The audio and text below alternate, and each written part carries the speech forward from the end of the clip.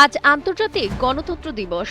এই উপলক্ষে বিএনপির ভারপ্রাপ্ত চেয়ারম্যান তারেক রহমান নিজের ভেরিফাইড ফেসবুকের এক স্ট্যাটাসে আন্তর্জাতিক গণতন্ত্র দিবসের জানান দিয়ে লেখেন, গত বছরের জুলাই মাসে ছাত্র জনতার এক নজিরবিহীন অভ্যুত্থানে ৫ আগস্ট ইতিহাসের এক ভয়ঙ্কর স্বৈরশাসনের পতন ঘটে।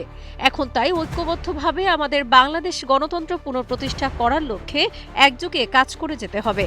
আমাদের রাষ্ট্র মেরামতের ভিত্তি হবে অবাধ, নিরপেক্ষ ও অংশগ্রহণমূলক নির্বাচন, বিচার বিভাগ ও গণমাধ্যমের স্বাধীনতা এবং গণতন্ত্রের সব মূলনীতির প্রাতিষ্ঠানিক প্রয়োগ। তিনি আরও বলেন, শহীদ প্রেসিডেন্ট জিয়াউর রহমান বহুদলীয় গণতন্ত্র পুনরুদ্ধার করেছিলেন একদলীয় বাকশালের আগ্রাসী থাবা থেকে। তার কালজয়ী দর্শন বাংলাদেশি জাতীয়তাবাদের মর্মমূলে ছিল বহুদলীয় গণতন্ত্র।